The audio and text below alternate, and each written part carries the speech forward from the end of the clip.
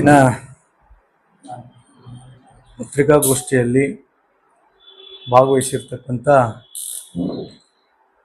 ಜಿಲ್ಲೆಯ ಪ್ರಧಾನ ಕಾರ್ಯದರ್ಶಿಗಳು ಆತ್ಮೀಯರಾಗಿರ್ತಕ್ಕಂಥ ಸಾಬು ಮಾಷಾಳ್ ಅವರೇ, ಇನ್ನೋರ್ವ ಜಿಲ್ಲೆಯ ಪ್ರಧಾನ ಕಾರ್ಯದರ್ಶಿಗಳು ಆತ್ಮೀಯರಾಗಿರ್ತಕ್ಕಂಥ ಈರಣ್ಣ ರಾವ್ರವರೇ, ರಾಜ್ಯ OBC ಮೋರ್ಚಾದ ಕಾರ್ಯಕಾರಿಣಿ ಸದಸ್ಯರು ಆತ್ಮೀಯರಾಗಿರ್ತಕ್ಕಂಥ ರಾಜ್ಕುಮಾರ್ ಸಗಾಯಿ ಅವರೇ, ಜಿಲ್ಲೆಯ SC ಮೋರ್ಚಾದ ಅಧ್ಯಕ್ಷರು ಆತ್ಮೀಯರಾಗಿರ್ತಕ್ಕಂಥ ಮಂಜುನಾಥ್ ಮಿಸೆ ಅವರೇ, ಮಾಧ್ಯಮ ಮಿತ್ರರಾಗಿರ್ತಕ್ಕಂಥ ವಿಜಯ್ ಜೋಶಿ ಅವರೇ, ಇವತ್ತಿನ ಪತ್ರಿಕಾಗೋಷ್ಠಿಯಲ್ಲಿ ಭಾಗವಹಿಸಿರ್ತಕ್ಕಂಥ ಎಲ್ಲ ಪತ್ರಿಕಾ ಮಾಧ್ಯಮದ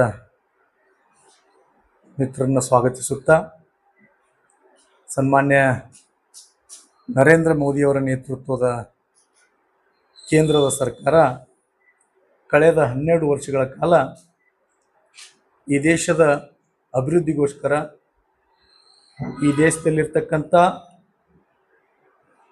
ಪ್ರತಿಯೊಬ್ಬ ವ್ಯಕ್ತಿಯೂ ಸಹಿತ ಅಭಿವೃದ್ಧಿ ಹೊಂದಬೇಕು ಅನ್ನುವಂಥ ವಿಚಾರನ ಇಟ್ಕೊಂಡು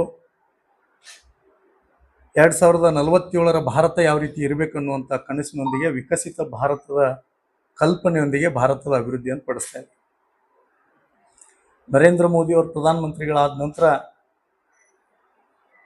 ಈ ದೇಶದಲ್ಲಿ ಏರ್ಪೋರ್ಟ್ ಇರ್ಬೋದು, ಶೈಕ್ಷಣಿಕ ಕ್ಷೇತ್ರವಾಗಿರ್ತಕ್ಕಂಥ IIT ಇರ್ಬೋದು, ರಸ್ತೆ ಅಭಿವೃದ್ಧಿ ಇರ್ಬೋದು, ಮಾರುಕಟ್ಟೆಗಳ ಅಭಿವೃದ್ಧಿ ಇರ್ಬೋದು, ಪ್ರತಿಯೊಂದರಲ್ಲಿ ಸಹಿತ ಆಗಾಗ ನಮ್ಮ ಜಿಲ್ಲೆಯ ಸಂಸದರು ಹೇಳ್ತಾ ಇರ್ತಾರೆ, ರಮೇಶ್ ಜಿಗಜಿಣಗಿ ಸಾಹೇಬ್, ನಮ್ಮ ಜಿಲ್ಲೆಗೂ ಸಹಿತ ಸಾಕಷ್ಟು ಅಭಿವೃದ್ಧಿ ಹಣವನ್ನು ಕೇಂದ್ರದಿಂದ ತರ್ತಕ್ಕಂಥ ಕೆಲಸ ಆಗಿದೆ.